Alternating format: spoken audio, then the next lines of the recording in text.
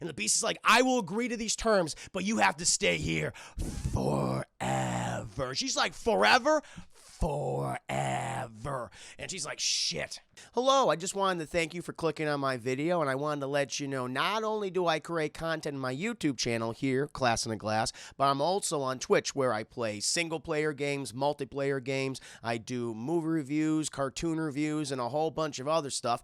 Also, it would be a big help if you can check out my Patreon, where you can gain access to audio commentaries, reactions, and the ability to submit questions for my podcasts and videocasts. And all that content can be found in the links below. In the meantime, enjoy the video. Bonjour. Bonjour. Bonjour. Hello.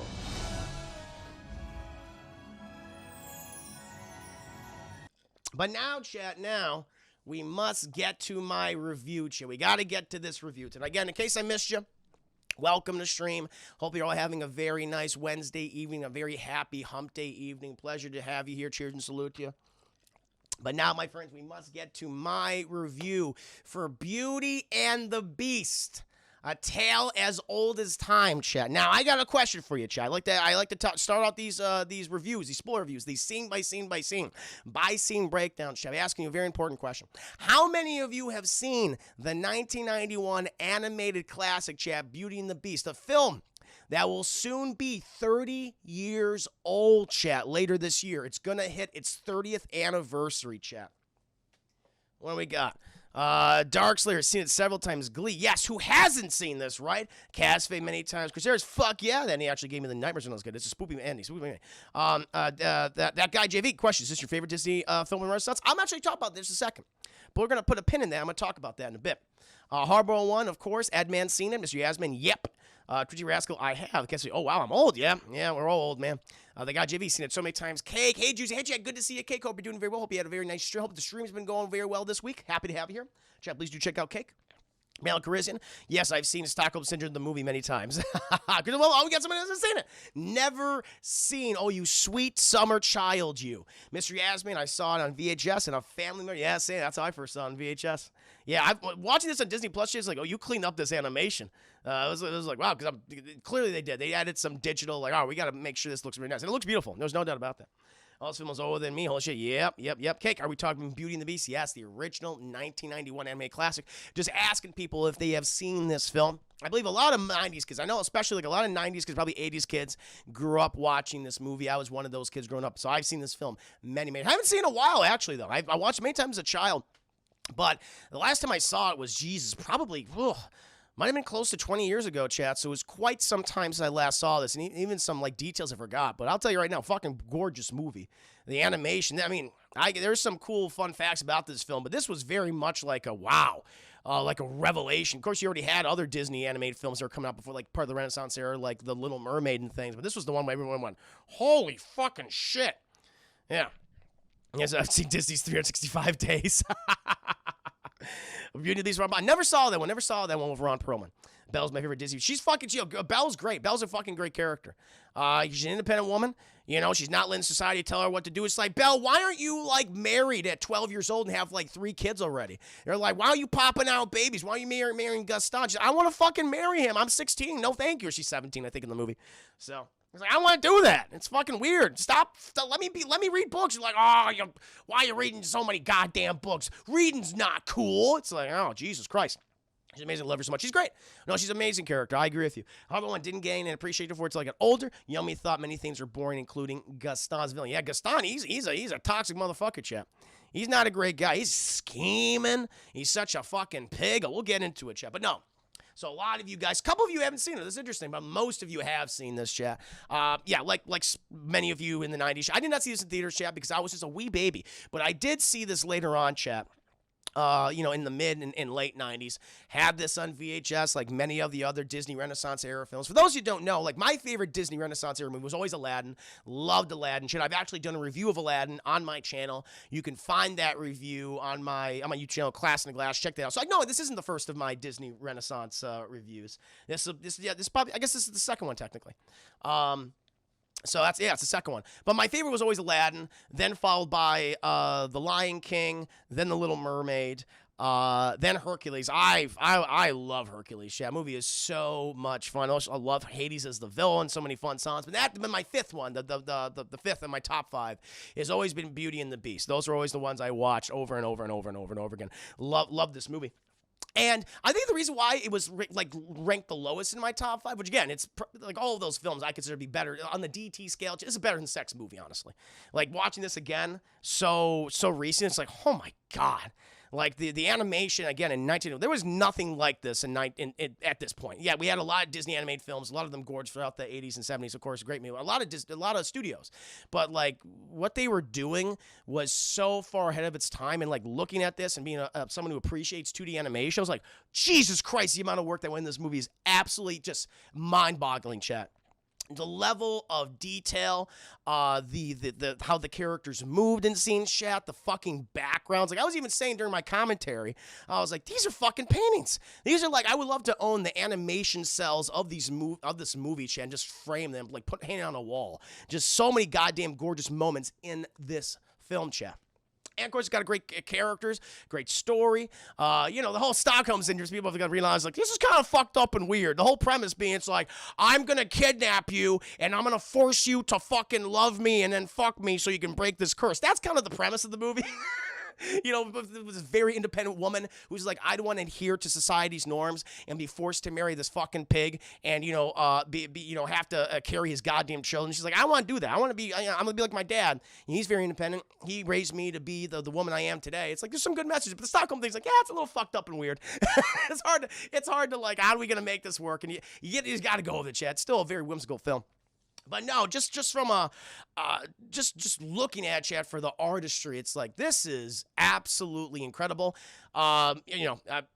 Made. It's funny. It's like you think of like a lot of modern animated films for today have like $200 million, $150 million budget. This was made for $25 million, chat. Had a box office of $440.1 million. Jesus Christ. It's funny because in the 80s, Disney was going through a really rough time, and that's why they called it the Disney Renaissance era, because all these fucking movies, these critical successes, were making bank, chat. They were making so much goddamn money for them. And at the time, I think this is their highest grossing animated film, I want to say, before, of course, Aladdin and then Lion King, which, they topping each other every single goddamn time. And it was also, I believe, the first Disney animated film, I think the first animated movie ever. If I could be mistaken, but I think it is known to be the first animated movie in history to be nominated for Best Picture, chat. It's funny because I watched the original ceremony at the Oscars for this, or clips from it, and you even had some actors who were kind of mocking the fact that this movie got nominated. It's like, that's kind of fucking shitty. That had this weird perception, like, oh, can you believe that this fucking movie was nominated? It's like, fuck off. It's a huge achievement. Don't fucking dismiss it. And then years later, it's like, oh, animation is just as worthy of being nominated. It absolutely is as a live action film. There's no goddamn question. So it was always very weird to me that you had this very almost like, oh, this dismissive view from so many people towards this film. It's bullshit. Deserves it, Chad. Absolutely deserves it. A lot of those Disney Renaissance era movies deserved it. Aladdin, Lion King, all of those. Those they're just great. Thank you so much, all for the videos. Walt Disney himself tried to do this film. It's true, but could never make a convincing way for Belle to love the Beast. So they tried. That's a good point. Good little history, Chad. They tried to make this movie many times over the years. Originally in the 1930s and the 1950s, made an attempt. And that was one of the big reasons. Like, Walt Disney's just like, I don't know how to fucking figure this out. You have to figure this out. But, the Renaissance people went, well, shit. And she just falls in love with, not because by his look, but by his personality, by his intentions. Don't judge a book by its furry, mangled cover, Chad, okay? And maybe fucking, Belle is a furry. I don't know. Maybe she's like, you know what? Honestly, when you look at her face at the end of the movie, she's like, I kind of would have preferred the Beast on it. She's like, but she sees like his eyes, like, oh, okay, I see that's you, Beast. But she's like, I kind of wanted the giant, 10-foot tall furry with the Magnum Dawn. That's what she wanted, Chad, clearly at the end of the film. But yeah, huge critical commercial success. It's often looked back as one of the greatest achievements in animation, certainly one of the greatest in the 90s, widely considered to be, by many people, to be the best of the Disney Renaissance era films. It's not for me, but totally respect everyone who does believe that. You can make an easy argument for this, like this is the best. What they accomplished was so far ahead of its time and set the standard for 2D films during the 90s. There's no question about that, chat. So I have a huge appreciation for it. And some amazing songs, of course, which I will sing some of these songs, chat, during my review. There's 3 songs I'm definitely going to sing. I'm going to definitely sing, A Tale as Old as Time. And I'm going to do, goddamn Gaston song, chat. Don't worry. And Be My Guest, Be Our Guest. Like, all that shit. I'm going to do those goddamn songs, chat. No question. It's going to be a great time. But now, chat. By the way, movie's very short. Movie's only about like an hour. They say it's like an hour, 29 minutes. It's actually like an hour and 22. That's how long it really is. And there's like 10 minutes of credits, honestly. But, overall, it gets in, it gets out. Like, they cover the fucking origin really goddamn quick. That's the thing with because the last Beauty and the Beast thing I saw was the 2017 live-action remake. They had an extra hour on that thing. I'm like, you don't need this fucking extra hour. There's no goddamn point. And I was like, yeah, it's just glut. It's just bloat. You didn't need. You just trim the fat. It's like, yeah, a nice lean hour, 20-minute film. Get in, get out, boom. That's why the movie made so much goddamn money back in the day, because it was so short they can have multiple screenings. So, yeah, it really shows. Like, I didn't even mind the live action one. I thought it was fine. It was okay. I don't think not nearly as good as some of the other ones. Or, not a lot of them are very good in my opinion. But looking at this one, remembering that, was like, yeah, that movie didn't fucking need to exist. Even with my man crush Dan Stevens, chat, just did not need to exist. But chat, let's go ahead and get into the nitty-gritty details. We start off with basically the origin story of the Beast.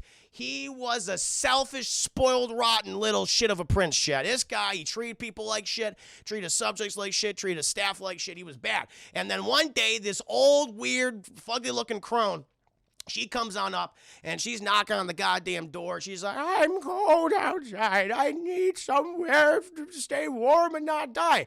And he was like, no, you're old and ugly. And honestly, chat, I'm on the B side here. If you saw this old lady walking up and going, it's like, you have an infection. This is like 18th century France, chat. So we're in the middle of the 1700s.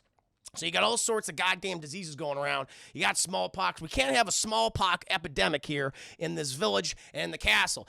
No one has immunity, chat. No, modern medicine is shit. So she's bringing this shit inside the castle. If I was to be, I'd be like, no, I'm sorry. No, I would have given her, this lady COVID, actually, I would have given her some, here's some blankets and here's some, I don't know, some hot to drink and food and shit. You can live in the thing over there, but we can't touch you. You can't come inside. And, but the prince, he didn't do anything. He's like, fuck you old crone. He slams the door in his face, and she just kicks that shit down. By the way, this is all told in stained glass windows, how it opens up, chat. They do show this, I believe. They showed the origin in the. I always because I get the origin or the first Beauty and the Beast in the Christmas one mixed up sometimes in my head, and I think they show the origin in animated form in that weird proto sequel. Thank you. The Beast was he was social distancing, and it makes sense in this time, Chase. Like, he was doing the responsible. Now he could have given her some stuff, but he didn't. He was like, "Nah, fuck you. He has all this fucking wealth and food and shit." He's like, "Nah." So it's like, he's still kind of an asshole. But again, gotta protect his people and himself. So I guess they show the origin in animated form in the Christmas special, but not here. It's all still. I was like, oh wait, I didn't remember this, but it's all stained glass windows. So it's great. And the old crone, she fucking kicks down that goddamn door, chat, and she's like, ha! I fucking knew you'd be a selfish piece of shit. I knew you'd be a scumbag, and I'm actually beautiful. And she reveals herself, and Beast is like, I'm so sorry. He's like, nah, I curse you for all eternity. And she turns him into this ugly beast, which is like a combination of like a wolf, a lion, and I guess a buffalo, like a bison or something, chat. He's like, And she turns, but the staff didn't need to. She didn't need to do this, yeah. This is kind of shitty, where she turns all the staff into inanimate objects. So you got like Lumiere, he turns into like a candlestick. You got Cogsworth, turns into a clock. You got Mrs. Pot, she literally turns into a pot. Her many children turn into like little teacups, like Chip, It's terrible. They didn't deserve that. She went too far, okay? She deserves like that. That's a little too much. I'm like, all right, come on. Him makes sense. Totally understand it. The rest of the staff, no. Unless they were fucking rude to her, and they were not. They were just doing what they were told. They did not deserve to be turned into inanimate objects. Shit. I don't approve of that. I don't approve of that shit right there. And she says, okay, listen, I'm going to give you now there's a chance for you. I'm going to give you a magic rose, okay? And all you got to do is you got to make someone fall in love with you the way you look right now, okay? And this magic rose, if it wilts, if it dies, or the petals fall out and goes, blah, then you're going to stay a beast, and all your staff will stay inanimate objects for the rest of your life, okay? And, he's not doing a great job at this, chat. And so he's like, and the castle falls. And actually, the castle doesn't really fall into disarray. It looks pretty goddamn good when you go into it. His own living quarters are shit.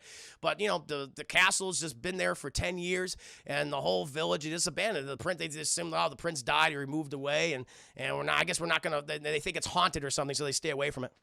And then, chat, we cut to the French village of Little Paris, chat, Little Paris, and we're introduced to the character of Belle, chat. Now, Belle, she's kind of like the village pariah, because unlike a lot of women that live there, chat, she doesn't want to get married and pregnant at 12 years old. She just wants to read some books. She wants to hang out with her dad and help him on his adventures, chat. She's an independent woman in an ignorant time, chat. Also, I kind of like this movie kind of gives a fuck you to all those, quote-unquote cool kids. Like, I made this comparison during my commentary and video reaction chat. Remember, like, when you went to middle school or high school, and all these kids like, oh, you read? Are you a fucking loser? It's like, yeah, I do goddamn read. I want to be smarter. I want to be knowledgeable about the world. I want to be like an ignorant fuck like you. And so I love that you have all these people who are like, can you believe that fucking Belle likes to read books? What a loser. Shouldn't she be married at 13 and have 6 kids by now? It's like, gross. And so I'm all on Belle's side at this point, chat. Belle's doing great. She's a wonderful character, great character to look up to for young girls. So you got to remember, chat, like, for a lot of little girls who are watching these Disney animated films, chat, so many of the female protagonists, whether it be the main character, the supporting character, they're just the princess. They're just trying to find a man. They're just trying to be married off or something, or they need like a male rescuer. So this is kind of like, this is very progressive at the time. You gotta think about it, chat. Where you have this character who's like, I don't want to be defined by a man. I don't want to get married right now. I'm not saying I never want to get married, but I want to find the right person for me. I want to find the right person for me, and I just want to explore the world and be more knowledgeable about it. It's like, that's a really positive character, chat, for young girls. And so Disney did say, okay, listen, we've done those stereotypes to death for decades. At this point, what was it? So they started, 1930s? And so by this point, they were doing it for, Jesus Christ, 60 years at that point. And so it's like, no, we want to do something a little different. And they nailed it with Belle. Yeah, this whole Stockholm syndrome, but she falls in love with this guy, everything was keeping her against her will and all that shit. It's like, okay. But before that, great character. And we get this wonderful musical number of her going to the village, and everyone's just like, can you believe that broad? And she wants to read books. What a loser. But everyone still wants her shit. All the men are lusting after her. Also, I noticed, so you know that in modern day animated films, like when you think of Disney films, chat, you notice that the animators, especially for Pixar, they definitely accentuate the butts of their female characters, like, Mrs. Incredible, a number of other characters from their movies, chat. Like, clearly Pixar has a thing for big asses. Hey, more power to them, chat. You guys know I like curves, like I like butts, no doubt about it. But goddamn, these Disney animators, chat, in the Renaissance era, they love the bosoms. Because Naya Bronny, welcome to Share Desai in there. Because you have, and Belle, she's rocking some bazungas too. But there are countless shots, chat, of these women who have these huge, like, double D breasts just out there. You have this one guy just like, this one baker who's lusting after this girl, chat, and her just like, bah, like deep cleavage and everything. And then, of course, you have the blonde triplet, chat, who are literally using their breasts to pump water out of the ground. Like, they literally put their breasts on the thing, and they just go, hoo, ha, and the breasts are weighing it down while getting the water out, chat. It's like, wow. The picture loves curves. And hey, the Renaissance animators, they absolutely did this, chat. Clearly they all had a type. You saw stuff with, like, the Little Mermaid. You saw stuff like the Hunchback of Notre Dame, Esmeralda, chat, when they gave her curves. And it's like, all right, I see what you're doing here. It's fun to see. It's like, I just haven't seen this movie in so long. It's like, wow, it just took me aback. But it's interesting. You don't really see many female animated characters with big bosoms, but they've moved down, Chad. Now they give them like really big butts now, which I don't mind. It's just on full display in this movie, and they're like, we don't give a shit. Here you go. Yeah, we make her independent, of course. She's very smart. She's very articulate. She knows what she wants in life, but she's gonna look fucking hot too. She's the whole package, whole package. But of course, Belle, she catches the eye of all these guys here, chap. She's like, oh, no, thank you. I just want to read my book. But the one person she catches the affection of, chat, is the local hero of the town. And everyone's like, has such respect for him, even though he's a fucking pig. And it's Gaston. Gaston, chat, he's this big macho guy. He loves hunting, he loves fighting, and he loves fucking. Those are the three things he loves to do, chat. And he has set his eyes on Belle because she's like, the end all be all. Everyone wants her because the reason why everyone wants her, chat, because she doesn't want anybody else. That's why it's that she's like, oh, it's a part of the game, it's part of the hunt. And that's what he wants to get her. And so he's just always trying to go after her, lusting after her. And he introduces himself as like, Belle, how are you doing this morning? She's like, oh, I'm doing fine, Gaston. I'm doing great. He's like, what's this? And he just grabs the book from her. He goes, what are these words? What is this? No, there's no pictures in here. And she's like, I don't mind if that has pictures or not, but I really like to read. He goes, oh, you don't need this. And he fucking throws it over his shoulder, chat. Lands in a fucking mud puddle. And she's like, that's my book. She got from the librarian, who's always giving her books. She's read every book in the goddamn village, chat. Librarian, that's the only one that actually respects Belle for intelligence and things. And Gaston's like, Belle, we should go out sometime. She's like, I'm just really not interested in you right now, Gaston. I'm good. Thank you very much. I'm good. And so she takes the fucking book, chat. She goes back, and he's just still fucking lusting after her and everything. And you got goddamn Gaston's little guy. I thought his name was Philippe at first. His name's LeFou. LeFou, who clearly, I'm like, okay, I understand why. I totally understand why they made the character of LeFou gay in the live action film, because Jesus Christ, chat, there are a number of scenes when it's like he's lusting after Gaston more than anybody. And the way he's grabbing, the way he grabs Gaston, like all that shit, there's a scene in the movie where he takes one guy's belt off, chat, and he throws it around Gaston's throat and tightens it, and he brings Gaston closer to him and like talking in his face like that. I kid you fucking not. This happens in the movie. I was like, okay, I see what's happening here. Yeah, I get it now. It wasn't a conversation like, no, they just called out the obvious in the movie. LeFou loves Gaston, chat. That's obvious. But, Belle certainly does not. She does not care for Gaston. And he's following her just following her all the way home. She's like, no, thank you, I'm good. And she closes the door in his face.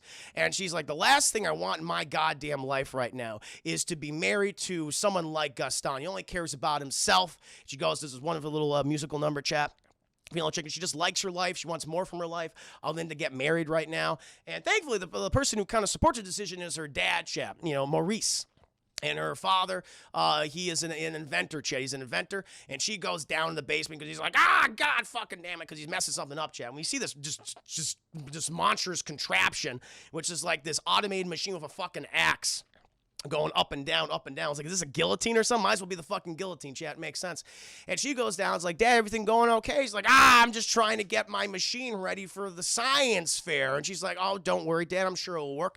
He's like, what have you been doing today, Belle? He's like, I got a new book from the library. You already read that book. I know. And it's just, I got to deal with all these people every time I go there. They just don't understand Gaston. He just keeps bothering me. He's like, that Gaston, he's a handsome man. He's like, yeah, no, he's certainly handsome, but he's fucking thick as hell. He's like, goddamn right he is. You should get on there. He's like, I don't want him, Dad. He's like, all right, fair enough. Do what you want.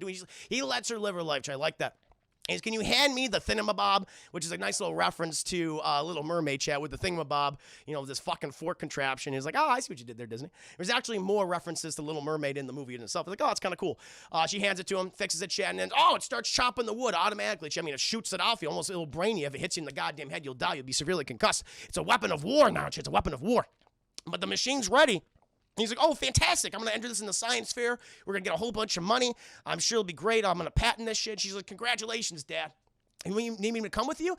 And he's like, oh, no, honey. I got this. You go ahead and stay here. You enjoy your book. Take care of the chickens and the pigs, and I'll be back in a couple of days. And she's like, okay, cool. And so he fucking heads out. He heads out with his horse, Philippe. They go down there. They're going down. By the way, anytime we should do a wide shot of the environments, fucking gorgeous, chat. The greenery, the mountains, the skyline. These are like the cells, the animation cells I would want to decorate my wall with. Just beautiful, beautiful animation. Just for still imagery. And they're going, and of course, goddamn Maurice doesn't know where the fuck he's going at the time. But Philippe, the horse, he knows exactly where he's going. He's like, all right, we're going to go this way. And he's like, no, Philippe, we're going to go this way. And they do this great shot where the horse, like, looks down where Maurice wants to go. And it just looks like the fucking post-apocalyptic wasteland shit. Well, the other one's just, like, greenery, and it's just very nice. And he's like, I think we should go. He's like, no, Philippe, this way. And he's like, oh, God damn it. And they go down the spooky way. And, of course, Maurice gets mad because at this point he's just like, well, you got us lost, Philippe. This doesn't look like the way at all. And, of course, the horse is like, God damn it, this guy. But then, chat, they are come upon by wolves. And Philippe's like, holy fucking shit. And the horse just fucking takes off because the fucking horse doesn't want to be eaten by guides of Clydesdale, too. I mean, it hits some of the wolves, shit, like brains a couple of them. Their heads explode and shit. But they still got to get out of there. He'd be overwhelmed. And the horse takes off at this point. The thing is, though, Maurice, he falls off the horse as Philippe, he takes off. He's trying to fight out the wolves. But some of the wolves, they move away from Philippe trying to get Maurice.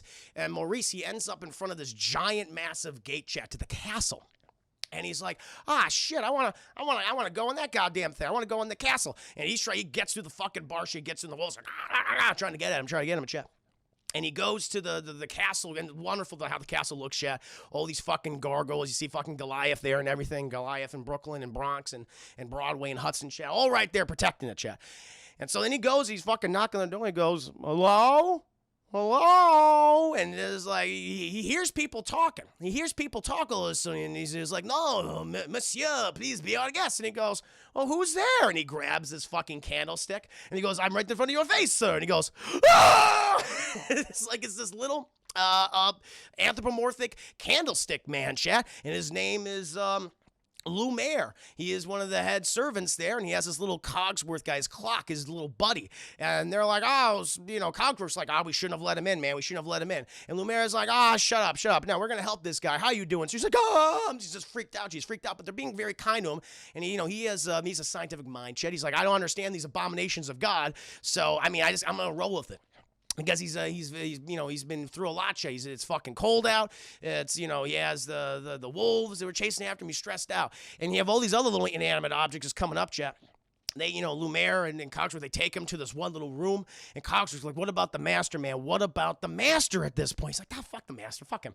We got to help this guy. And they sit him down in the master's chair.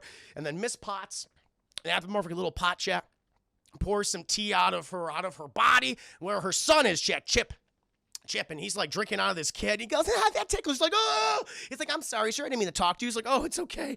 Should I continue to drink out of you? Yeah. It tickles when your tongue goes inside me. It's like, I never need to hear that again. I don't need to hear a little childlike cup say, it tickles when your tongue goes inside me. Please, for the love of God, do not say that again. And he's fucking drinking this shit. The thing is, though, chat, because of all the commotion, you have all these people talking and stuff. This brings out the beast. And by the way, the animation of the beast is fucking awesome, chat, because at times he's very animalistic, walking on all fours like a lion, and other times he's on his two front feet like a human. So it's very, very cool how they mix and match it throughout the entire movie. It's really quite imaginative. And he goes down the fucking stairs, and he's like, who the hell is this fat fuck sitting in my chair? And the guy goes, oh. And they're like, master, please. He's just a weary traveler. Just want to make sure he's okay. He's like, I don't know who the fuck he is. Come here. And he fucking grabs and shit to the prison with you, to the dungeon. And the guy's like, no. And so they drag him away. Meanwhile, we cut to back to the village, sheds the next day. And Gaston's like, well, today's the day of my wedding. He's like, oh, did he actually find a girl to marry him? No, he's going to force Belle to marry him, chat. And he's got the whole priest there. He's got everybody right there. He's got LeFou, who's going to be his ring bearer and everything. I just got to go ahead and ask the bride-to-be if she wants to marry me. Don't worry, guys. I'll be right back. And so he goes up the goddamn door, knocks on it, and fucking Belle, she's just enjoying some coffee. She's enjoying some, fucking Danish chat, reading her goddamn book at this point. And she's like, okay. And she goes there, she sees Gaston, and she's like, oh, this fucking guy. She opens the door. And Gaston's like, Belle, my dear, today is the day I want to propose to you. I want to marry you. And she's like, Gaston, I'm not interested in you, okay, man? I just don't want you. I don't want you. She goes, oh, that's ridiculous. It's ridiculous. Of course you want someone like me. I am the greatest hunter. I am the strongest man around. She goes, sure, okay, let's say you are. I'm just not interested in you, dude. Just fucking back off. He's like, Belle, you're making a terrible decision. What? Women, as we all know, women can't think for themselves. They need a man in order to tell them what to do. That's the way. Wouldn't you prefer to be by my side after a great hunt, a boar roasting in the fire, and you massaging my weary feet? She sees his. He puts his fucking muddy, disgusting, goddamn corn-ridden feet on her book chat. She goes, "Yeah, I just can't imagine that right now. No, not really." And she's like, I want you to go. She's like, "Belle, I will not leave." And she fucking's like, "I'm gonna beat the shit out of you, man." And she eventually gets him out of the goddamn house, chat. He falls into the mud with the rest of the pigs, because that's what he is, Chad. He's a pig. And, LeFou's like, "So how'd it go?" And he fucking just grabs LeFou and just strangles him. And he just throws him in the mud. And he walks off. I can't believe that girl. He's just so upset. Eventually, though, Chad, later in the day, the fucking Philippe, the horse, the Clydesdale, he arrives, and he's like, doing the horse sounds and shit. And he's like, is my dad okay? And the horse is just, "Oh, fuck Belle. He's fucked up." And she's like, "Okay, show me." And she goes on Philippe. And she fucking takes off. She's got to save her papa. And she goes there, and Philippe leads her to the castle, And she goes in there. And, that's where she opens the goddamn door, and she sees, she goes up the stairs and everything. And by the way, Cogsworth and Lumiere at this point are like, "Oh, thank God, we got a lady here. We got a broad. Now the beast doesn't have to make the old fat man fall in love with him." Because that's what their plan was originally, Chad. They're like, "Okay, listen, he's struck out numerous times. At this point, we just got to go with whatever we find." And so in this case, they were going to actually actively work on making the very elderly fat man fall in love with the beast, Chad. That's all they had. But they're like, "Oh shit, we got a girl. Yeah, here we go. Now we got something moving and grooving here." And so she goes up this winding staircase to the dungeon, Chad. She hears Philippe going, "Help me, for the love of God, someone help me." And so she goes up there. And she sees her dad in the dungeon, like in this tower. She's, "Holy shit, Dad, are you okay?" He's like, "Belle, you shouldn't be here. You got to get out of here now." She's like, "What's wrong? Who did this to you?" He's like, "The beast." And then the fucking beast appears. He's like, "You shouldn't be here." He's just very pissed off about the situation, Chad. He is not fucking happy about it. And she's like, "Listen, man, I don't know what the hell's been going on, but release my father." And he's like, "No, your father was trespassing on my property.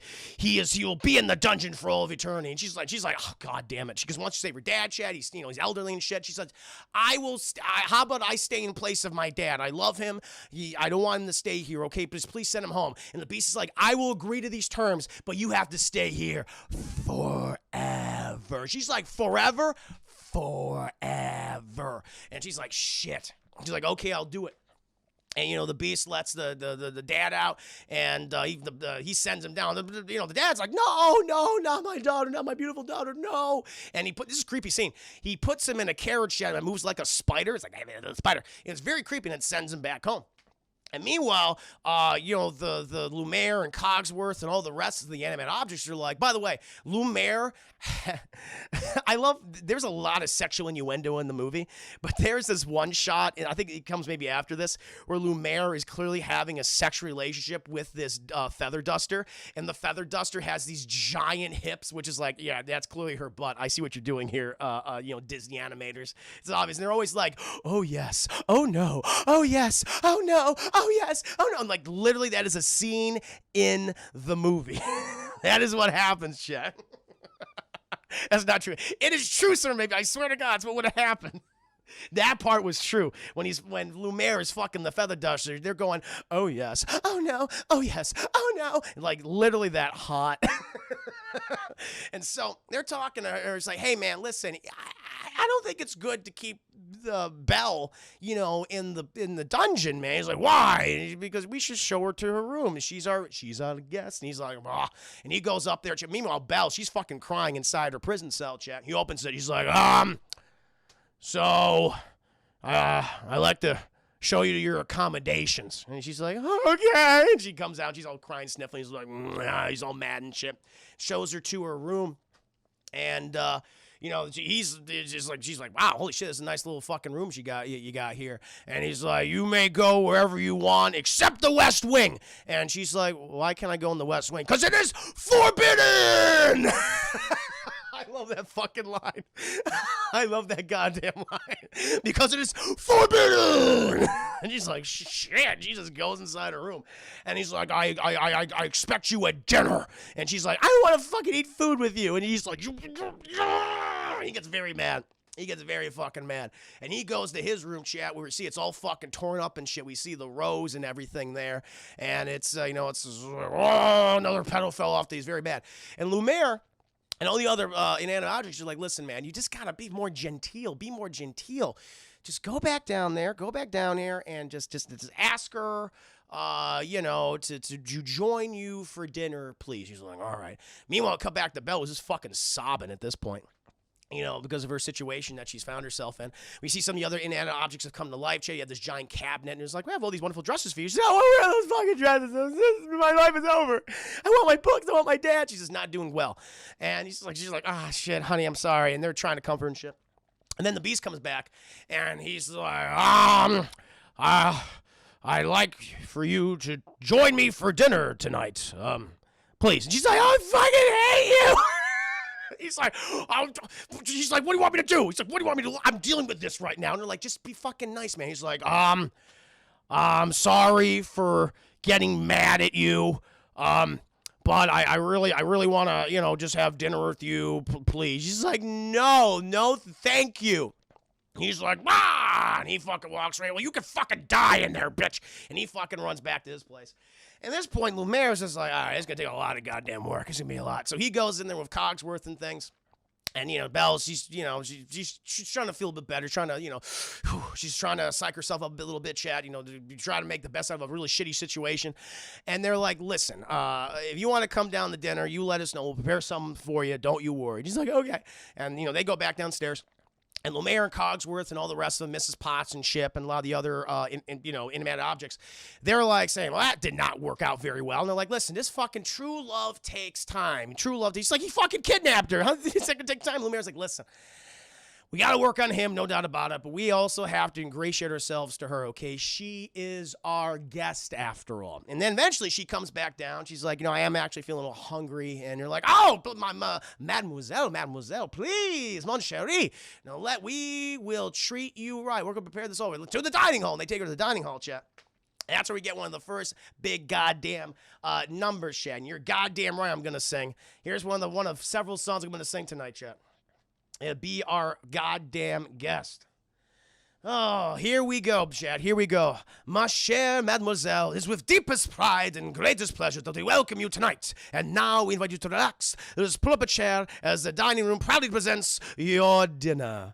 Be our guest, put our service to the test. Tie your napkin round your neck, chérie, and we'll provide the last soup de jour. Hot air doors, why we only love to serve. Try the gray stuff, it's delicious. Don't believe me? Ask the dishes. They can sing, they can dance. After all, miss, this is France, and a dinner here is their second best. Go on, unfold your menu, take a glance, and then you'll be our guest. Be our guest, be our guest. Beef ragout, cheese souffle, pine pudding, and flambe. We'll prepare and serve with a flair, a colonnade cabaret. You're alone and you're scared, but the banquet's all prepared. No one's gloomy or complaining while the flatware's entertaining. We tell jokes, I do tricks with my fellow candlesticks, and it's all in perfect taste. And you can bet, come on and lift your glass. You've won your free pass to be our guest. If you're stressed, if we find dining, we suggest be our guest, be our guest, be our guest. Yeah! Yeah! Be our guest, be our best. Our command is your request. It's been years since we've had anybody here, and we're obsessed with your meal, with your easy. Yes, indeed, we aim to please while the candlelight's still glowing. Let us help you. We'll keep going, course by course, one by one, till you shout enough, I'm done. Then we'll sing you off to sleep as you digest. Tonight you'll prop your feet up, but let us eat up. Be our guest, please be our guest. End scene. That's how you fucking do it, Chip. That's how you fucking do it. It's the fast version, goddamn right. And we see this wonderful fucking animated sequence, chat, with Be Our Guest, and it is amazing. Chip, man, what a lovely, lovely voice. Thank you. Oh, and yet she never eats any of that food. She never eats it, which is shitty. She should have ate the food, chat. She fucking starving herself. She ate some of the gray stuff. Horrible one thing with originally, Be Our Guest was going to be played for Maurice when he arrived. They changed the Belle since Maurice was such a big character. Yeah, that makes sense. It makes sense. Just were too busy dancing. The dishes are fucking dancing, the forks and dancing and shit. But it was fun, shit. It was a fun song. Oh, At this point, she ate a little bit of the gray stuff, chat. And they're showing her around the castle and everything. She's having a great goddamn time. Eventually, they show her all. By the way, there's a really creepy scene when she's going down this hallway with all the armor. And the armor's actually alive, too. And they all, like, fucking look at her like this. Foremost target identified. Because they're like, there's a lady. And even Cogsworth's, okay, guys, avert your eyes. Jesus Christ. You know, I know it's been 10 years since you saw a lady, but come on. Take it easy. And eventually, the food did look good. The food looked fucking delicious. No question about it. And eventually they're going down this goddamn hallway, chat, and, you know, they're going to this staircase. And she's like, what's up there? Oh, that's the West Wing. You can't go up there. And she's like, but well, why not? She says, listen, the master would prefer you not to go up there. We have so many other places to show you. We have 16 bathrooms. We have a library. She's like, you have a library? She goes, yes. You like books? You like reading? She goes, I love books. You're like, we'll fucking show you the Grand Library. Come with us. She bamboos them, chat. Because while Cogsworth and Lumiere, they're going down there with Miss Potts. Fucking Belle, she heads up to the West Wing. And then she comes in the abode, chat, of the Beast. And she goes in there, chat, it's all fucking torn apart. Just the floors, chat, just littered with feces and urine. Just so much feces and urine, chat. Just obviously, it's just like, Jesus Christ. Because, I mean, what is this chamber pot? A fucking cauldron? It's getting so much shit is in there, probably. But she finds the rose, yet she finds the floating rose. She's like, that's fucking pretty. And she takes the fucking thing off, and she's looking at it. I was like, that's cool. But then the Beast shows up. He's like, what the fuck are you doing? And she's like, oh, I'm sorry. It was just beautiful. He goes, give me that. He's like, you shouldn't be here. You shouldn't touch that. You could have ruined it all. And she's like, why? What would happen? He goes, because it is forbidden. And she's like, He's like, get out of here. I fucking hate you. I'm gonna kill you. And she's like, oh, I gotta leave. I'm so scared. And she just fucking takes off running. She fucking takes off running, chat. And you know, Lumiere and Cogsworth and Miss Potts is like, we can help you. We can help you, my dear. And she's like, no, I'm leaving. I'm gonna get out of here. And she fucking gets back on the Clydesdale, chat. Philippe. And she starts fucking running. By the way, it's all snowing at this point. The snow is beautiful. Snowing and shit. But soon, as she goes off the castle grounds, she's come upon by the wolves that attacked her dad. And they fucking want some Philippe meat and some Belle meat, chat. They're hungry. And she's trying to fight them off and shit. Eventually, I think, this is what's kind of fucked up what happened. So they even go into like a frozen river and the Clydesdale falls in. They're like, oh shit. And they're like frozen river water. And she manages to get out of there though, chat, but it's hard. They soon come upon her, and Philippe gets his reins tied in a tree, and she just grabs a goddamn fucking log, and she just starts beating the shit out of the wolves, shit. And Clyde and you know, Philippe, he's fucking hooving on the death, just smushing their brains and shit. But she's falling off. She does a better job than Emma Watson does in the movie. She's like, I'm just trying it, but there's just too many wolves. And eventually, the beast comes out. And he starts ripping apart all these goddamn wolves, just biting them and just ripping them like via their assholes and just splitting them in two, chat. It's like, Jesus Christ. But he's getting bit up too. He's getting bit up and scratched, chat, and getting all these big wounds. Eventually just kills them all. He just throws them, and the rest of the survivors like take off. And he's like, oh, and he fucking falls down, chat. And she goes over to him. She puts him on the back of Philippe, Chad, takes him back to the castle at this point. And, you know, she starts to, you know, address his wounds. And they have like a big back and forth and thing. She's like, you shouldn't have left the castle grounds. It was forbidden. And she's like, well, you shouldn't have been so fucking crazy and yell at me like that. He's like, well, you should have come to me for dinner. And she's like, well, you shouldn't have fucking kidnapped me. And he's like, fair enough. He didn't have anything for that. But he's like, all right, you got me there. But she's addressing his wounds, and they're like, okay, they're actually having a conversation now. And the fucking in and out, she's like, okay, we can work with this. We can fucking work with this. All right, this is just the start. We got to make it easier for them. We'll build this up over time. Okay, this is what we'll do. Tale is all the time. Love takes a lot of work. Meanwhile, we cut back to Maurice, chat. You know, I guess this all taking place in the same fucking night. And he goes to the town bar, chat, where, you know, Gaston, he's just, you know, fucking miserable. He's just very gloomy, chat. He just wants, why isn't, you know, Belle in love with me? She should love someone like me. And LeFou is like, oh, I know, boss. I mean, you're so handsome and stuff. I mean, I'd marry you if I could. And he goes, I know, LeFou, I know. But he's just like, oh, he's very moody, chat. And then fucking Maurice bursts in, and he's like, holy shit, my daughter, you guys gotta help me. And they're like, what's wrong, Maurice? He's like, I went to the castle, and I was kidnapped by this beast, and I was held in prison, and it's like, it has sharp claws and giant teeth, and it's 10 feet tall, which it probably is, actually. And then my daughter came to rescue me, but she sacrificed herself for me, and she's there, and I feel awful. I just need help finding her. Please help me. And Gaston's like, an opportunity to scheme, indeed. And he goes in this fucking whole goddamn number, which is one of the best songs in the movie, chat, Gaston. And we're going to sing this song. Here we go. Oh, here we go, check Gaston. Here we go. This is some lines in the song, too. Who does she think she is? The girl has tangled with the wrong man. And LeFou's like, darn right, Gaston. No one says no to Gaston. Dismissed, rejected, publicly humiliated. Why, it's more than I can bear, LeFou. More beer? What for? Nothing helps. I'm disgraced. LeFou, who? You never! Gaston, you've got to pull yourself together. Gosh, it disturbs me to see you, Gaston, looking so down in the dumps.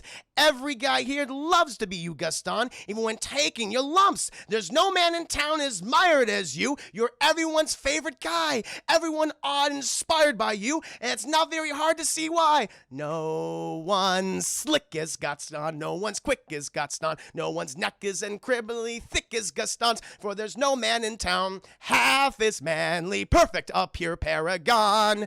You can ask any Tom, Dick, or Stanley, and they'll tell you whose tomb they prefer to be on. No one's been like a Gaston, a kingpin like Gaston. No one's got a swell cleft in his chin like Gaston. As a specimen, yes, I'm intimidating. My, what a guy, that's Gaston. Give him 5 hurrahs, give him 12 hip hips. Gaston is the best, and the rest is all drips. No one fights like Gaston, douses lights like Gaston. In a wrestling match, no one bites like Gaston, for there's no one as burly and brawny. As you see, I've got biceps to spare. Not a bit of him scraggly or scrawny. That's right, every last inch of me's covered with hair. No one hits like Gaston, matches wits like Gaston. In a spitting match, nobody spits like Gaston. I'm especially good at exterminating patooey. 10 points for Gaston. When I was a lad, I ate 4 dozen eggs every morning to help me get large. And now that I'm grown, I eat 5 dozen eggs, so I'm roughly the size of a bun. Oh, wow, my, what a guy, that Gaston. No one shoots like Gaston, makes those buttes like Gaston, then goes tromping round wearing boots like Gaston. I use antlers here on my decorating. My, what a guy, Gaston. There you go. There you go, chat. No one is better YouTube poops than Gaston. True. True. 5 dozen with the 5. No. Did you just fucking explode after that? Oh, my lord, chat. Whoo! And now there's a reprisal for the song, chat. There's this Gaston's reprisal, which is after he thinks about plotting. Because now after this song, and Maurice comes in, he's like, what I'm going to do is I'm going to use this to my advantage. So I'm going to get Maurice, because everyone thinks he's fucking crazy. And he's like, oh, sure, Maurice, we'll help you, but they don't really want to help him. What we'll do is I'm going to condemn her father, and then she'll be without a father, and I'll have a better opportunity to just take her as my bride. Like, he's like, I'm going to get the dad out of the way, put him in a fucking insane asylum, and I think what's called the Asylum des Loons, which is very funny, like Looney Bin. And I'm going to marry her. So he's always thinking about himself. And here's the reprisal, chat. Oh. Crazy old Maurice, crazy old Maurice. LeFou, I'm afraid I've been thinking. A dangerous pastime. I know, but that wacky old coot is Belle's father, and his sanity's only so-so. Now, the wheels in my head have been turning since I looked in that loony old man. See, I've promised myself I'd be married to Belle, and now I'm evolving a plan. If I, yes, that we, no, would she? Yes. Now I get it, both. Let's go. No one plots like Gaston, takes cheap shots like Gaston, plans to persecute harmless crackpots like Gaston. Yes, I'm endlessly, wildly resourceful, as down to the depths you descend. I won't even be mildly remorseful, just as long as I get what I want in the end. Who has brains like Gaston, entertains like Gaston, who can make up these endless refrains like Gaston, and his marriage we soon will be celebrating. My, what a guy, Gaston. And there you go. Blackmail. So should not leave eggs for anyone else. Exactly, that's what I'm saying, chat. So hopefully you enjoyed my version of Gaston, chat. Gaston. Whoo! Well, how all this is going down, after all, Gaston, he's plotting, he's scheming. Also, he convinces the head of the sanatorium chat, the asylum, like, hey, we got to fucking take care of this guy, but condemn him, okay? And then we're going to go and find Belle. Sound good? And the guy's like, sure, sounds good to me. By the way, not psychiatrist, but the owner of the asylum chat, he sounded very much like Shere Khan from the original like 60s era Jungle Book, but apparently it's not Shere Khan, but it sounded like his voice actor. I was like, shit, all right, fair enough. Eventually, we go back to the castle chat, and Belle and the Beast are bonding more than ever, chat. Beast is like, I want to show you some stuff, and he shows her the grand library, chat, and Belle's like, oh my god, look at all these books, it's beautiful. You know, she's reading all these books, and she's bonding with Beast. And things are going well. Things are like that. The Lumiere and culture, they're helping Beast. They're helping Belle, making the relationship more positive. I guess this takes place over the course of maybe, I don't know how long, like several days, several weeks. I'm not sure. The time, it's the judge from Frollo. Oh, that's the guy. Okay, that's what it is. Fair enough. Oh, very cool. I didn't know that. Nice. Thank you, chat. See, that's why you guys are here, chat, to correct me and inform me of cool facts. Little fun facts, even. So, everything's going great, and they're fucking outside, chat, and Belle's teaching him to be kind and shit. You see this, she's always feeding birds. Animals, love her and shit. It's kind of like a Snow White era. It's like, oh, wow, animals fucking love Snow White. They love Belle, too. And, she has birds in her hand. The birds are like, and Beast is like, eat it. And they're like, they're terrified. And she teaches him to be kinder, and they have a nice little snowball fight, chat. It's going fucking great. They're eating dinner. They're eating some porridge, shit, some curds and whey. All that shit. She's like, oh, it's good. Beast is just like, I'm not shoving him all his fat fucking furry face. And you're like, proper dinner etiquette. He's like, okay, he's not great. And Belle says she joins him in on the sloppy eating. He's like, that's very nice of you. So they're bonding, chat. They're outside getting into snowball fights, building snowmen. Do you want to build a snowman? They're building snowman, chat. It's like just great. It's going really well for them, chat. And then you have there's one fucking big night plan. They're inviting a very fancy dinner, and they're very affectionate towards each other at this point. They're glancing at each other now, despite the Beast's hairy aesthetic, chat. His hairy beast-like appearance. Belle is starting to feel something for him, chat. Feels something beneath his cover. She's looking into his very pages, chat, his soul, and she sees a good man. And Beast sees beyond her image of a beautiful woman, chat, and sees her, recognizes her for her personality and intelligence. Is like, I see what you're doing here, movie. I see what you're doing here. And so they have this big fucking thing they're preparing. They're like, okay, it's going to be a big goddamn night for you, okay? A big goddamn night. We're going to seal the deal here. Like, all of his fucking animate objects are hyping him up, but we got to give you a makeover. So they're fucking cleaning him up, check, give him a bath. He must smell like wet dog constantly, by the way. Just like, oof, it's very pungent. And they give him like a new hairstyle, chat, but it looks ridiculous at first. And like, okay, this just needs a lot of work. Chat. And then Belle, she gets the iconic chat. You get the very well-endowed wardrobe lady, who's literally a wardrobe now, chat. And, gives her that iconic yellow dress, chat. An iconic yellow dress. If you see him, it's right fucking here. His iconic blue outfit, chat. I mean, everyone knows this. Everyone knows this scene. I think this is the scene that got this nominated for an Oscar, for Best Picture. It's fucking gorgeous. They use both 2D effects and they create a 3D environment. I think this is the first time that we really did see something on this scale. I'm sure 3D was already used. 3D CGI was used in animated films by this point. This is the first time we saw it on this grand a scale and look as good as it fucking does. And it's very impressive how they managed to blend the 3D and the 2D for this very impressive dance. I mean, this chandelier, the ceiling art, the fucking cherubs are like, holy shit, can you guys fucking believe that? They're looking around like, wow, holy shit, it's amazing. Absolutely goddamn gorgeous, chat, no question ever. I think this is the scene that got it nominated for Best Picture. And deserved that nomination. And we get, probably one of the best songs in the movie, chat, after Gaston's song, of course. It's called Beauty and the Beast. And I'm going to fucking sing this goddamn song, chat.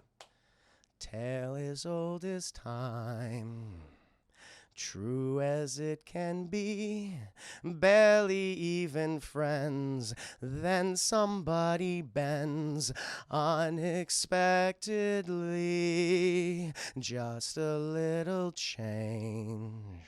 Small to say the least, both a little scared, neither one prepared. Beauty and the Beast, ever just the same. Ever a surprise, ever as before, ever just as sure as the sun will rise. Tale as old as time, tune as old as sun, bittersweet and strange. Finding you can change, learning you were wrong, certain as the sun rising in the east, tale as old as time, sun as old as rhyme, Beauty and the Beast, tale as old as time, sun as old as rhyme, Beauty and the Beast. There you go, Chad. And Mrs. Potts goes, off to the cupboard with you now. It's past your bedtime. Good night, love. And that's how that fucking ends. Missy Targa, I see you have come to a good time. Yeah, nice voice, dude. Thank you, Dak. Thank you. Bruh. Oh, Chris, can you sing the main song? Tails Old Song. I fucking got it. I fucking gave it to you, Chad. That's how we fucking do it. And you goddamn right I'll fucking sing that song in the Sonic costume. I could dab. I'm dabbing, Chad. Hell yeah. That was something special. I'm glad you guys like that. I'm glad you guys like that, Chad. And it fucking goes to Mac. Everyone's like, yeah. And they're fucking walking out, Chad. They go out to the side of the dais, Chad, on this huge fucking balcony, and they sitting down. And Beast is like, it's like, oh, it's very special for them. I mean, Beast is like, yeah, Belle, listen, I just, I want to say I got to ask you. I mean, it's so nice to have you here, but are you happy here? Are you happy here? And she goes, I am happy here. You are a wonderful person. You're what you've shown me. What we've gone through has been quite harrowing. I'm very happy to be, but she looks off. But he goes, there's something though, isn't there? And she goes, yes. He's like, I just wish I could see my father one last time. And Beast, he's like, oh, by the way, I forgot this one scene in the movie. So before this chap, he was like, let's show me where she is. He has a fucking mirror that can show him wherever she is. And it's fucking creepy. He's like, show me the girl. And we cut to, he's like, he can always look at her, chat, in her room. It's like, that's really fucking weird and pervy. And he's like, oh, and that's like, I forgot that moment in the movie. Fucking creepy as hell. And he's like, I could show you your dad. I have a thing. I have a device that could show you. And he goes to his bedroom, chat, and he shows the mirror. It's like, here, whatever you want, you can look into it. It's like, that's fucking convenient. And she goes, oh my god. And she's like, show me my father. And the mirror glows all green. And he sees her dad like walking like howling like Jack Nicholson in The Shining, chat, out in the middle of the fucking woods and just collapsing in the snow. And she's like, oh my god, my dad. Oh my god, he's dying. I need to help him. And the Beast is like, go get your dad. I release you. You're free. And she's like, what do you mean? She's like, you don't need to stay here anymore, okay? You do it for your father. And she's like, I'll never forget this. Thank you so much. Thank you so much, Beast. And she goes off to save her dad, and they have this loving embrace, this one loving embrace. And she runs off, and the Beast, he's just fucking sad. He's just like, oh. And all the she's like, shit, he fucking blew it. But they're like, well, I mean, he learned to love. And so maybe the curse is broken. And Lumera's like, nah, she has to love him back. That's the only way the curse can be broken. We see the rose is slowly wilting over time. It's like almost wilted completely. And then she runs out on the Clydesdale chat going after her dad. And the Beast like, he screams into the night, chat, as it starts to, fucking rain and everything. And she goes and finds her dad. And Dad's like, oh, Belle, I thought you were dead. I thought he ate you. She's like, nah, he didn't eat me, Dad. And he's like, let's get you back home. Takes him back home. And we see fucking LeFou out there, which is funny, as a snowman, which is like, oh, man, this is interesting. LeFou is a snowman. We had Josh Gad, who played LeFou, and then later on is also a snowman, which is like, this is a weird fucking connection. Is spying on him, and LeFou goes and tells Gaston and the asylum, the sanatorium owner, that they're back. And Gaston has his fucking mob who are gonna take Belle's father. He's like, well, this man's fucking crazy, so now we must kill him, or not kill him, but take him away. And Belle's like, what the fuck are you people talking about? And he's like, well, he's talking about this Beast, Belle. It's thoroughly ridiculous. Oh no, he's clearly lost his mind, his old age. And she's like, no. I mean, the Beast is real, but he's not a monster. But father doesn't know anything. And he's like, no, I encountered this Beast. He was 10 feet tall. He had fangs. He was monstrous. And she's like, well, he's not like that anymore. He wasn't that anymore. He was never that to begin with. And they're dragging her father away. He's like, get your hands off me. And Gaston's like, oh, don't worry, Belle. I'll take great care of you as my wife, the mother of my many children. And she's like, get fuck off. No. And she's like, I could show you, because she has the mirror still. And she says, here's the beast. And we see the beast, and he's like, ah, and because he misses Belle. And they're like, holy fucking shit. And Gaston's like, oh my God, he's real. Well, gotta kill him. And she's like, wait, no, don't kill him. She's like, we gotta fucking kill him. That's what we gotta do. We gotta kill this fucking thing. That's what we gotta do. And she's like, hey, he gets the mob all incited. And he's like, he's gonna fucking eat your babies. He's gonna eat your wives and your elderly. He's gonna kill him. And we can't let this thing get to the village. So I'm starting a mob. Get your pitchforks, get your fucking guns, get your goddamn torches. We are going on a classic 1930s era Frankenstein-esque mob. Let's fucking go, everybody. And they all get together, and Belle's like, shit, this isn't good. And so, Gaston's leading all these people, and they're going towards the castle chat. They're fucking chopping all these trees down for battering rams and spears and shit. It's like, oh my God, this isn't good. This isn't good at all. Thank you, Ace Rock. 9 months. You just front pooped out of Twitch, baby, Ace Rock. Congratulations. What shall we name our Twitch page? Oh, my God. Tell as old as time. Gaston. No, let's name him, you know what? Let's name her Belle. And after the main protagonist of this movie, Belle, an independent woman. We'll do that one. We'll do Belle. I approve of that. No. He's no monster, Gaston. You are. We're going to get to that scene in a bit. And so, eventually, that's what she does say, like, in that scene. He's like, he's no monster. You are, Gaston. He's like, how is that possible? I'm a wonderful individual. And, they go off. And all the inanimate objects, chat, they fucking hear this. They hear Corey. We're gonna name it Corey. Let's name our Twitch baby Corey, chat. I will allow Ace Rock. And they're all the inanimate objects. They hear the fucking mob coming. They're like, how the fuck we can defend this? And they go to Beast. And he's just like, I don't give a shit. I'm ready to die. I don't care. It's over anyway. And they're like, well, we're not fucking ready to die. And so so eventually when the villagers just break through the fucking castle, all the inanimate objects are like lined up in the foyer, but they look like just regular inanimate objects. They're like, this is fucking weird. They're all going in their chat, and they all fucking come to life, and they start massacring these people. I forgot how violent this is. They just fuck these people up. Some of the larger like inanimate object chat, they vor them. They get vored. There's funny enough, I wonder if the makers of Dark Souls were influenced by this movie, because there is this treasure chest that like has a ton that rolls out like a rug, chat, and it gets this guy like a frog and eats him. He fucking eats him. He goes, bleh, and he burps and shit, chat. It looks like the mimic from Dark Souls, like the Dark Souls games. Like they're murdering people. There's no question about it. They have a high body count. LeFou is getting stabbed relentlessly. And Gaston, he uses, they're like, oh, these are just pawns to me. They use his distraction. He's go upstairs to, in his attempt to kill Beast. He's got his bow and arrow and his knife and everything. And all the other townspeople, chat, most of them are murdered. Most of them are killed. But not really, it's not really murder, because they're defending themselves. They're defending their house from these people who are trying to murder them. So, it's self-defense. It's self-defense, chat. But they do eat people.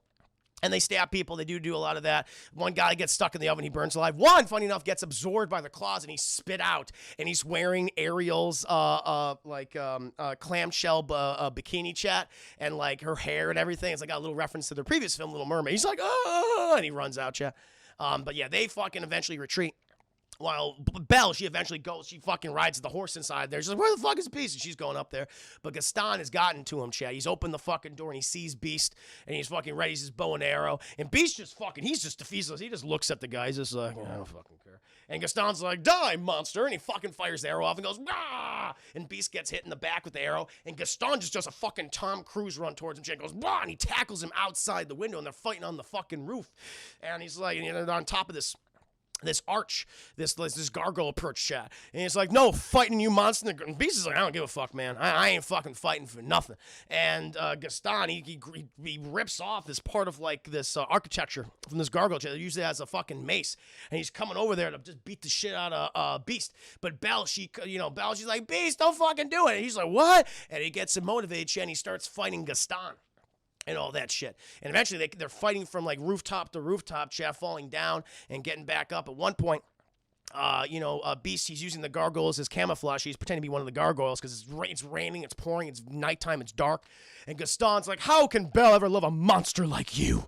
You disgust me. And, Beast comes out there and he just starts beating the shit out of Gaston, just wailing at him. And he just fucking chokes him. He's like, and Gaston's like, please, don't kill me, please. I have so much to live for. He's holding him over a precipice. And he's like, ooh, I should kill you. But he doesn't, check, because he puts him down and he says, I'm no monster. And then we see Belle on one of the towers going, Beast, Beast. And she's like, oh my God, Belle, you came back. And he goes over to her, chat. He's like, you came back? She's, of course I would have come back for you. He's like, oh. And he reaches towards her hand. And then fucking Gaston comes up, chat, and just starts starts stabbing him in the side. She's like, oh. And there's actually blood. I forgot there was blood here, but when his knife comes out, you see this blood spray. It's like, holy shit. I'm not used to seeing that in a lot of Disney-era Renaissance movies, but there it is. All this comes out. And so he should have done that, though, because Beast rears back. He's like, oh, fuck, I got stabbed. And Gaston loses his foot. He's like, oh, oh, oh. And he falls to his fucking death. Hits the goddamn riverbed, chat. Yeah, he's fucking Gaston just coats the whole river, chat.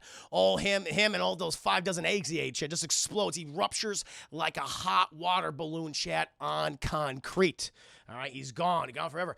And then, fucking Belle, she lifts the Beast over. And he's just like, I'm gonna die now. And he fucking dies. He dies, chat. And Aldrich's like, holy shit. And Belle's like, no. She's all crying. She's everything. No, I love you. And it's like, I love, chat. Love will find a way.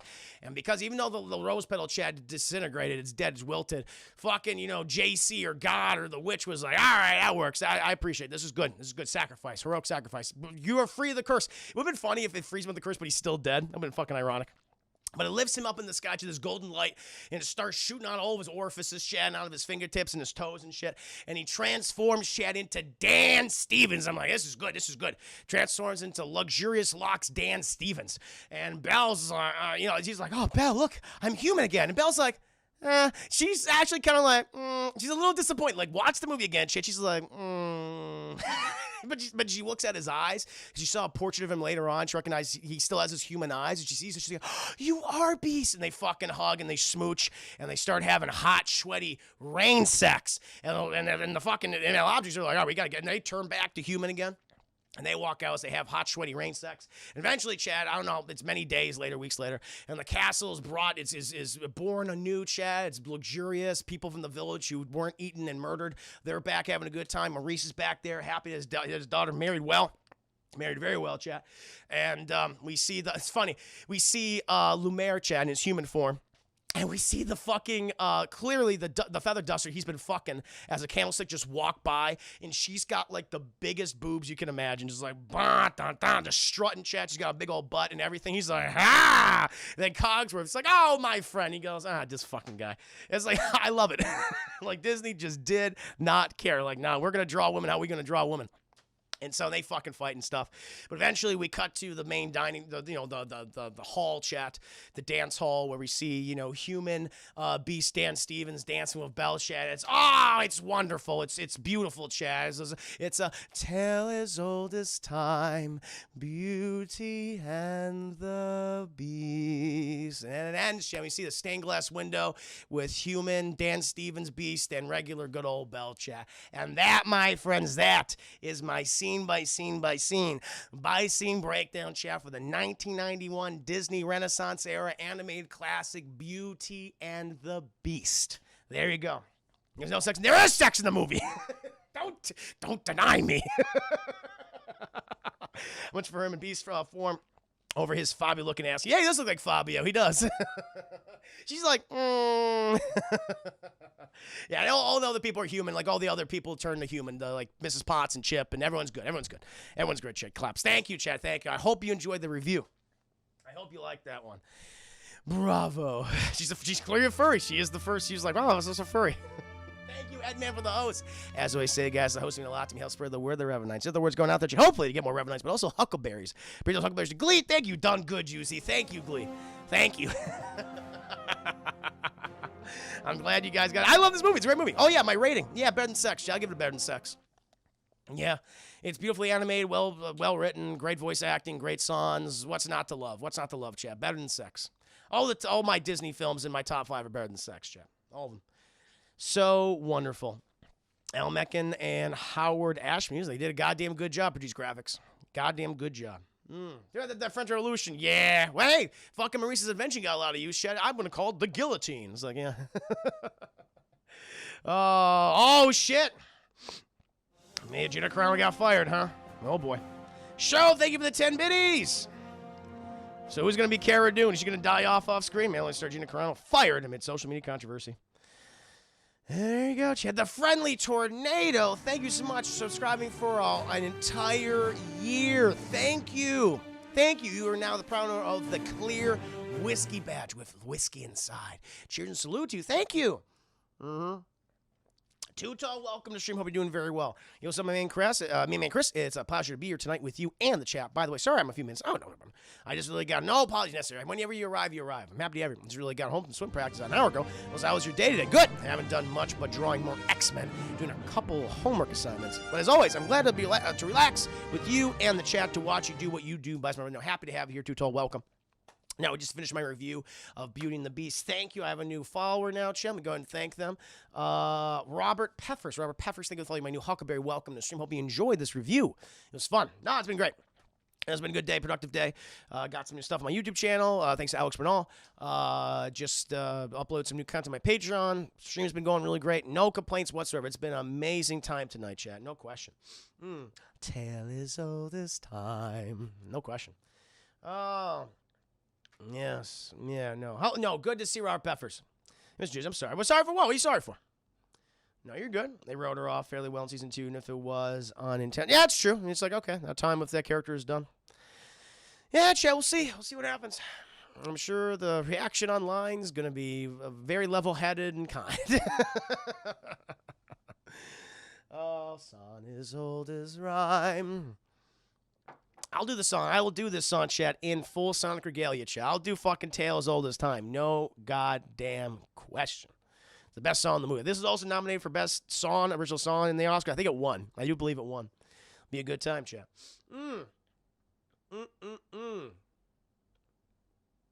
Yeah.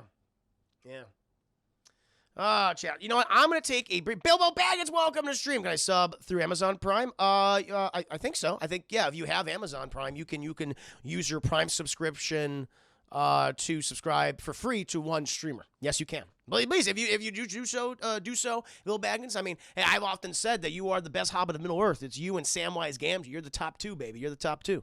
So, no, thank you. If you want to subscribe, that'd be very generous if you get access to 5 new months long of ad-free viewing. And my eternal generosity. But chat, I'm going to go ahead and let you talk. I absolutely loved your version of Beauty and the Beast. It's amazing. Thank you, too. I hope you guys liked my rendition, my take on this film. You know, I may have exaggerated a few details, chat.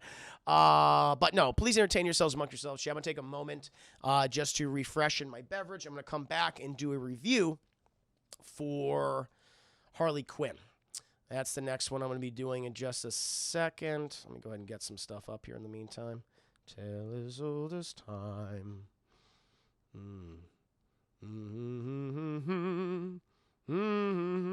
It's goddamn good song, chat. It's fucking catchy as hell. Mrs. Potts, she got some pipes on her. No question. I liked it. I liked it a lot. Here it is. Boom. Boom. All right. Whoa, Winfox coming with the 45 biddies. Thank you so much, Winfox. Appreciate that. Wowa weewa, indeed. Thank you for your generosity. Look at all the little chibas. Those are chibas, right? Well, corgis, not chibas. Corgis are so cute. Corgis are adorable dogs, Shay. About the new Joker, really, or did I miss it? I talked about that, I think, like yesterday. Listen.